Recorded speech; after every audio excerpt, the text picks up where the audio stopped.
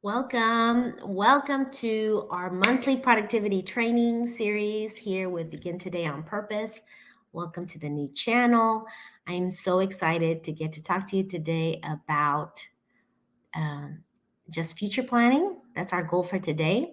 It's part of the productivity training series where my goal is to give you a short, simple overview over part of the planning system that I am certified to train on so that you have just one more thing to help you be more intentional, to live life on purpose, uh, get it done over a lunch hour, and just begin adding tools to your toolbox.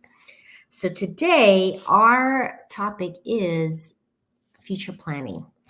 And that is, again, because our planning system that I train on and that we work on weekly is on the short term, getting things done, looking at one quarter at a time. Sometimes we need a way to track future dates, future projects, plan for time that is outside of those 3 months that our planner is for. And so that is what we're going to cover today. What is future planning? Again, it is a place and a way to track those dates and projects and upcoming things that are outside of that 3 month quarter that you're working in when you're working on a planner, or that's kind of your horizon when you're planning in a focused way. You have a place to track future dates. And again, because we want all of it to stay, this is my planner for the quarter, all of it to stay in this one book. I need to have a place for those future dates to go.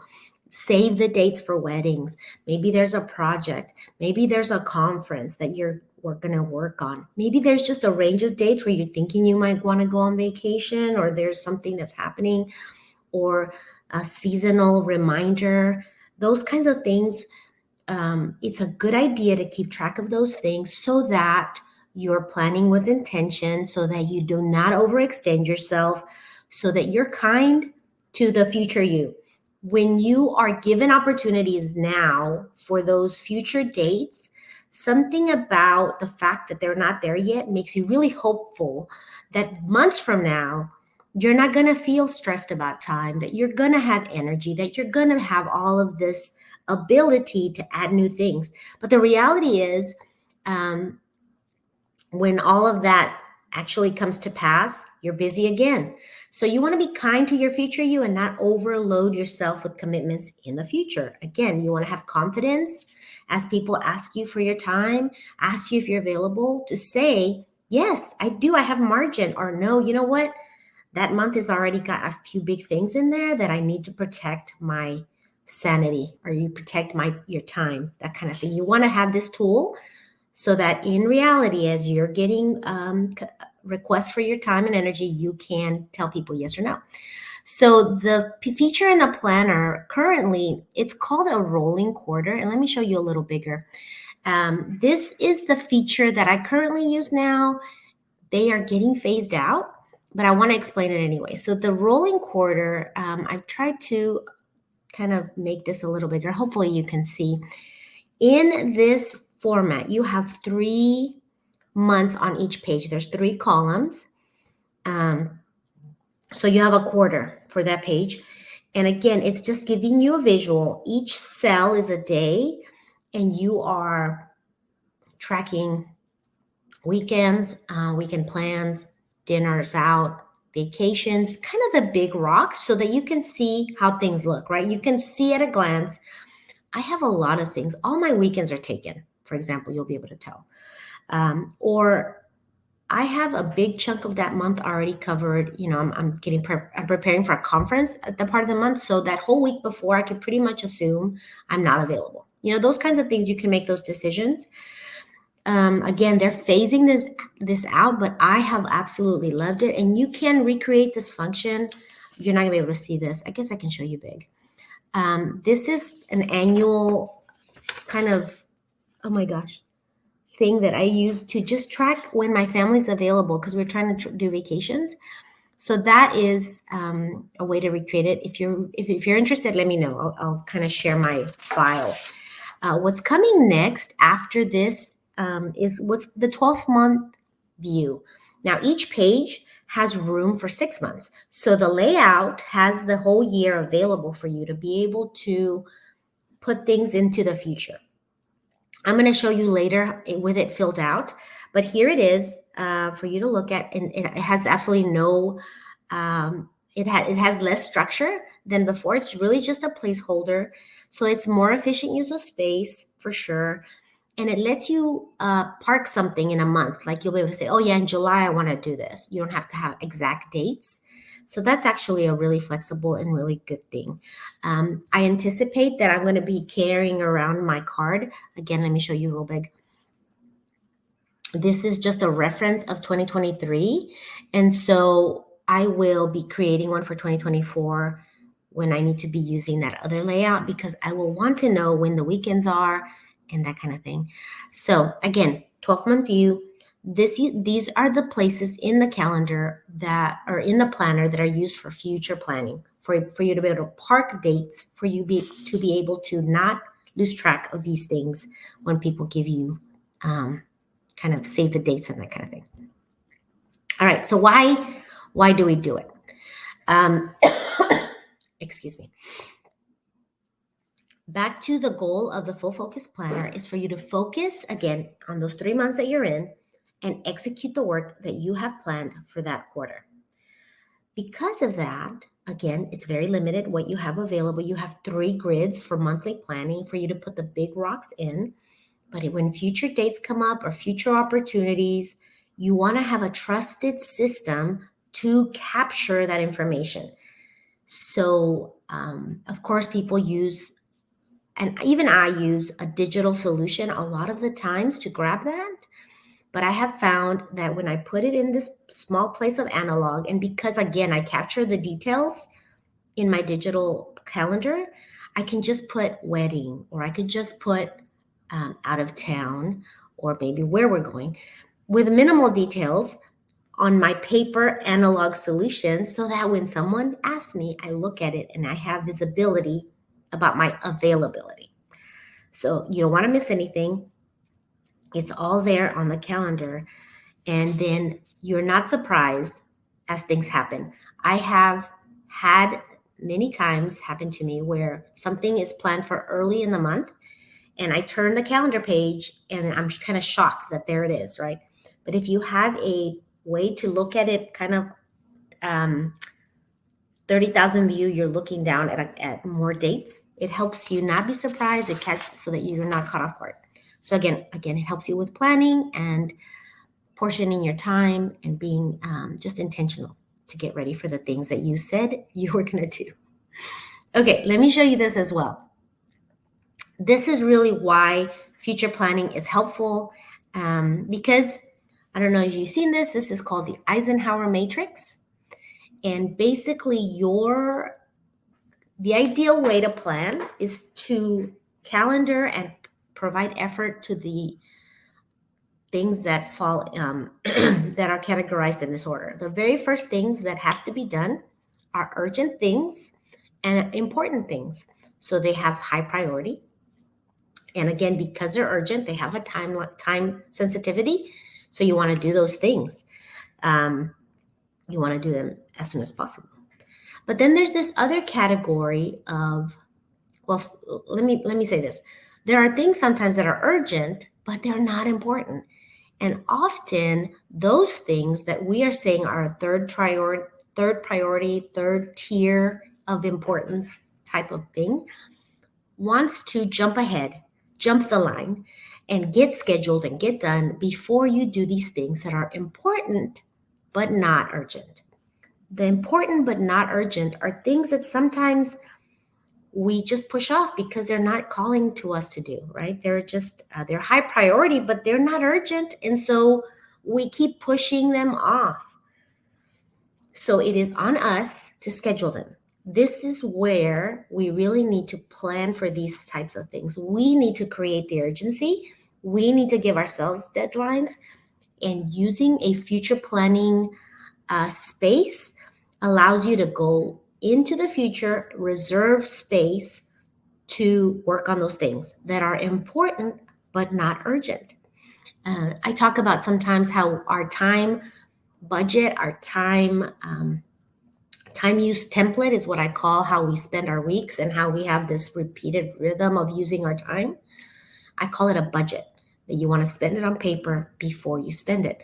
Well, reserving future time to work on projects makes me think of like a savings account. Like you're never going to have the time if you don't go in the future and like put blocks of time where you're reserving it, where you're protecting your future time for the things that are important. So be intentional. Delegate these things that are urgent but not important to you. Find a way to have someone else help you. Try and offload those. Make room for what's important to you. All of this assumes that you have all of this assumes that you know what's important to you. So this is another part of our process that we do. But really, you need to know what is important to you, what needs to be done, and you're trying to get out of working and using your limited time and resources on what's not important. Now, disclaimer, or I want to make a note here. Sometimes the things that are not important to us are important to the people we care about ministry that we get to do, volunteer. So we have to be wise and say, you know what, this thing needs to be done, and I'm a grown up, or I love this person, I'm going to help them. And so you sometimes do those things that are not important to you, but are important to another person, that are urgent, that need to be done. But if the majority of your scheduling and your planning is being handled with wisdom, then you have margin to be able to do those. So I just wanted to say that. As much as possible, the stuff that's in this very last category, this, not urgent and not important, you really want to minimize what you do in that. Like really, they're distractions usually. So don't spend a lot of time there. Sometimes people write a do not do list. Like do not spend time on these things, to remind them of what might be calling them and distracting them from the things that are important. So you want to be wise, eliminate the things that are distraction, that are in this number 4 category. Okay. Back to this planning, the important but not urgent. The point of future planning, and really planning at any time horizon, we talk about this when we plan for the week, is about making time for the things that are important but are not urgent. You are the one that has to reserve time on your calendar, whether it's in the short term again or in the long term, so that you're giving those things that matter your time and your attention. This is the essence of being intentional. Looking forward, setting time aside so that you can accomplish what you want to. What I love to call these kinds of tools is really they are a no filter. If you have gone into the future and set aside time to work on a project or to be available for a vacation or that type of thing, and somebody comes to you with an opportunity and says to you, hey, can we do this in April, or whatever date they give you, or whatever the question is, you say, let me look, let me consider that. And then you compare it to your calendar, and you say, this is not an important thing to me based on my life season right now, or however you're determining this thing. Like, I want to help this person, but I'm looking at my calendar now and I can see that I don't have time to do that. Or you can say, hey, I really can help you, but in August, I'm not available until this date. And then I really only have a few days open for that kind of work. And then you have committed or given them a yes that's got boundaries, that says, I can help, but not till this time, or I can help, but only these many hours a week, or whatever. However you can couch that, or you just say, I can't. I am so sorry. I can't do that at that time. My calendar is full for that time of year, or however you deliver the no. Thank you for thinking of me. I would love to help. And if you're able, say, hey, let me figure out let me think about who might be able to help you, and truly think about that if you can. If you can't, you don't have to say that. But I always like to soften my nose with, thank you for thinking of me. I really, uh, it would have been great to do, but I can't because I'm committed elsewhere. And if I can say, let me figure out who might be able to help you. So this is the point of this, because really what gets scheduled gets done. I love this quote, so simple. You want to give the important things a place in your calendar. You want that to be able to protect your time so that you can say no. Okay.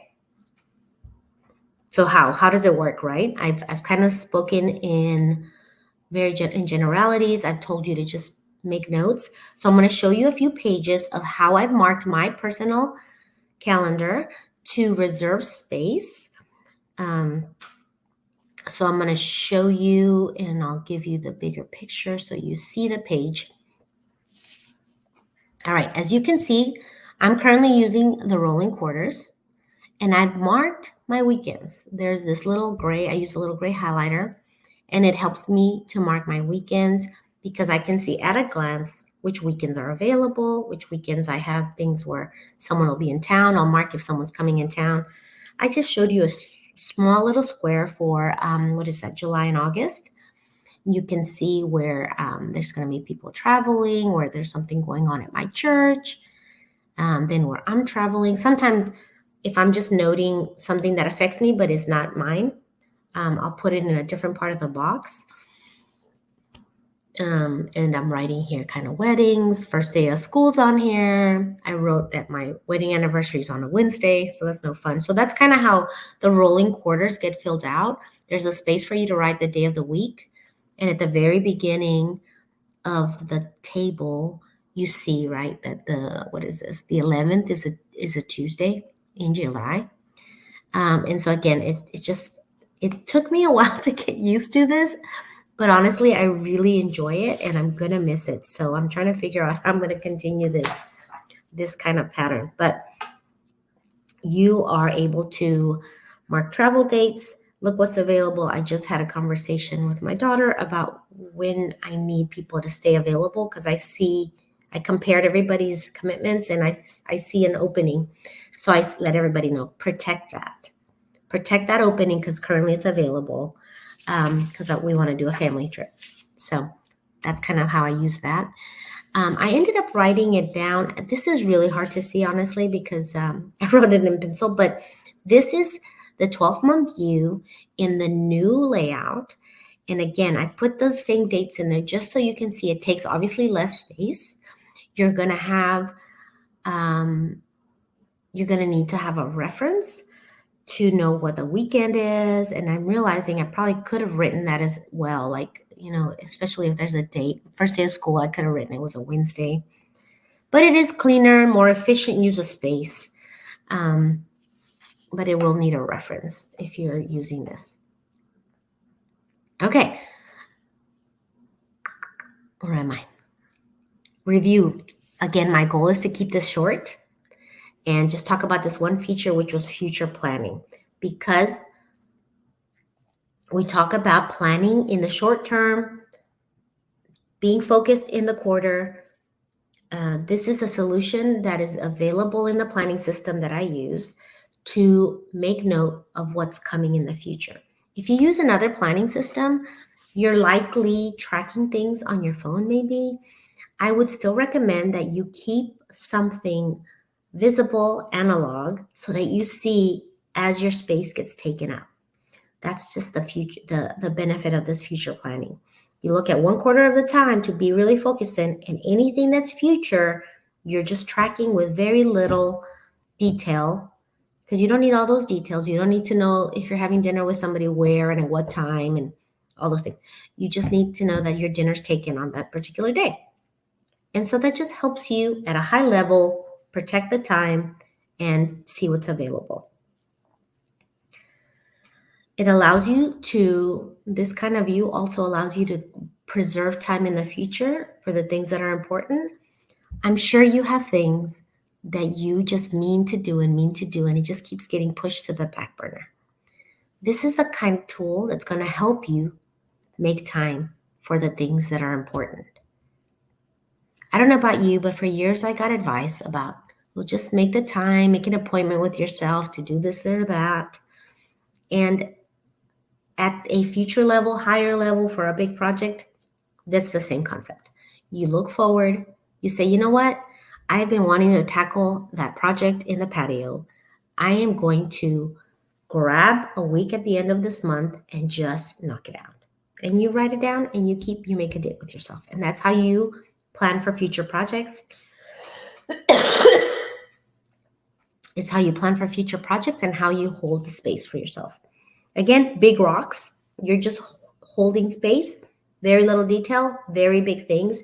You're maybe writing down that you have a dentist appointment, but you don't have to write that that's the day that you're going to make, your brisket. It's going to take all day.